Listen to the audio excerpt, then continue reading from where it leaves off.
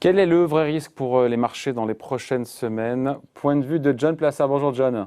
Bonjour David. Pour la Banque Mirabeau, dites-moi, selon vous, plus que de savoir quel sera le prochain président des États-Unis, d'ailleurs le débat cette nuit a été de meilleure tenue, soyez en passant. L'important pour les marchés, pour vous, c'est plutôt cette seconde vague épidémique, non pas en Europe, parce que les marchés n'ont pas trop bronché, j'ai envie de dire jusqu'à présent, ça serait une seconde vague épidémique aux États-Unis.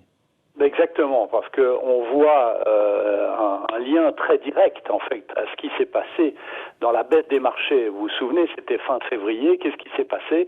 Eh bien, dès que les premiers cas sont arrivés aux États-Unis, ont été signalés aux États-Unis, on a vu que c'est à ce moment exact, en parallèle avec évidemment l'arrêt de la chaîne de production et le confinement en Europe, c'est ici exactement où les marchés ont fortement baissé. On a vu que le reconfinement en Europe, vous en avez parlé juste avant, que ce soit en France, en Pays-Bas, en Belgique, en Suisse, on a vu que sur les marchés, globalement, ça n'avait pas eu un réel impact négatif.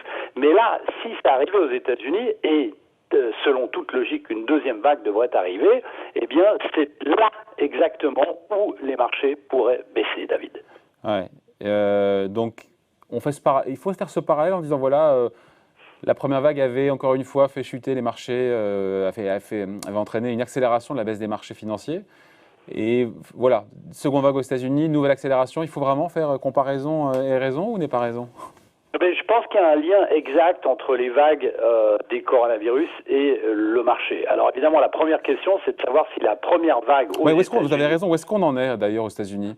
Écoutez, si on C'est la fin de la première vague, ils en sont où c'est compliqué, dans différents États, c'est un peu compliqué chez eux. Exactement. Si on se fie à l'agence John Hopkins, qui fait vraiment foi aux États-Unis, on voit que on est aux États-Unis un espèce de patchwork, c'est-à-dire que évidemment vous avez un pays qui est tellement grand avec des climats qui sont complètement différents. Donc selon l'État, évidemment, on est dans des situations différentes, mais selon toujours John Hopkins, on ne serait pas encore dans la deuxième vague. C'est-à-dire qu'on serait en train de terminer, les États-Unis seraient en train de terminer la première vague et chose qui est très intéressante et évidemment inquiétante, historiquement, lorsqu'on a une pandémie, quelle qu'elle soit, les deuxièmes vagues sont toujours les plus violentes. Si on prend l'exemple des personnes infectées qui sont capables de le transmettre à d'autres personnes sans avoir de symptômes, c'est ce qu'on décrit notamment avec le coronavirus, le coronavirus va circuler avec d'autres virus respiratoires. Et vous vous souvenez évidemment que on arrive dans la période, surtout dans les périphéries aux États-Unis où il y a eu beaucoup de cas lors de la première vague, on arrive en hiver. Je songe notamment à l'État de New York, même à la Californie, et évidemment on va avoir des restaurants clos, des réunions familiales de fin d'année, et ça va être très violent parce que ça va être couplé avec la grippe saisonnière. Alors, c'est ça votre idée, c'est la combinaison entre la grippe et le coronavirus qui pourra entraîner une saturation, une congestion des hôpitaux, c'est ça? Exactement. Et vous savez, l'année passée, peu de personnes en parlent, mais l'année passée, dans la grippe saisonnière de 2019-2020, vous avez eu 39 millions d'Américains qui ont été contaminés. Alors, avec seulement, entre tous les guillemets, 24 000 décès, mais vous avez 39 millions qui ont été contaminés. Donc, si on prend un calcul très simple, si vous avez de nouveau environ 39 millions de personnes qui sont contaminées juste entre guillemets toujours par la grippe saisonnière et qu'il y a un mélange avec une deuxième vague de coronavirus, ça peut être extrêmement violent. Alors, vous avez des comparaisons qu'on peut faire. Alors, faire très attention évidemment aux comparaisons, surtout lorsqu'on parle de maladies, mais il y a une chose qui est très intéressante, c'est que on en parle souvent, on fait le lien avec la grippe espagnole d'il y a 100 ans, on voit que la première vague avait été très contagieuse, mais le taux de mortalité était assez faible, et surtout la deuxième vague qui était répartie, qui avait été extrêmement violente et la plus violente des trois vagues, parce qu'il y avait eu en l'occurrence trois vagues, et cette deuxième vague avait beaucoup plus frappé les jeunes, c'est ce qui est en train d'arriver aujourd'hui. Oui, mais John, un siècle est passé, la médecine d'aujourd'hui n'a rien à voir avec la médecine de l'époque.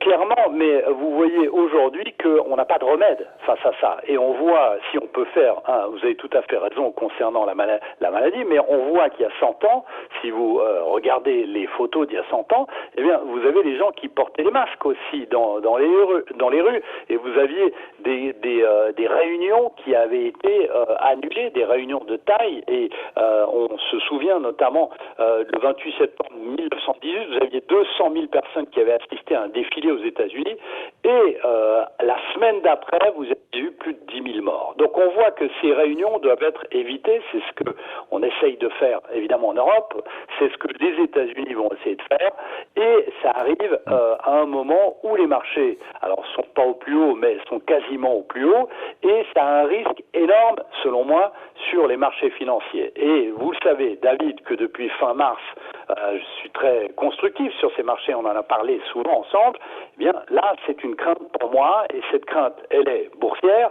elle est évidemment sanitaire, et elle est politique. Parce qu'il faut se rappeler que potentiellement, dans 10 jours, c'est Joe Biden qui va rentrer à la Maison-Blanche et il devra faire face à cette deuxième vague qui va être extrêmement violente et il va certainement pas prendre la même approche qu'avait pris Trump en disant écoutez, c'est tous les États qui choisissent ce qu'ils font, moi je pense qu'il faut se mélanger, et Joe Biden a toujours dit qu'il était plutôt pour un semi-confinement que pour un confinement. Donc on arrive ici dans une question assez violente parce que vous avez une implication politique, sanitaire évidemment malheureusement, et économique. Et là ça peut mettre à mal ces indices qui ont un momentum, une amplitude de hausse qui sont très fortes. Voilà, donc ça risque de secouer dans les prochaines semaines.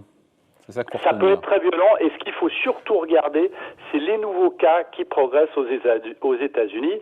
Aujourd'hui, il y a une différence flagrante entre ce qui est en train d'arriver en Europe, sur cette deuxième vague, et aux États-Unis, elle n'est pas encore là. Alors pour regarder, selon moi, pour voir l'évolution des bourses prochaines, si on a une remontée forte aux États-Unis, des nouveaux cas, eh bien ça va être extrêmement dommageable pour les bourses. Alors on a de l'espoir parce qu'il y a plus d'Américains qui ont été touchés par la première vague, alors potentiellement immunisés, et les hôpitaux savent mieux gérer l'afflux que lors de la première vague, mais il est très très important de regarder ça, évidemment au niveau sanitaire, parce que ça pourrait être dramatique, mais aussi au niveau boursier, parce qu'on pourrait casser cette progression des marchés qu'on connaît maintenant depuis la mi-mars.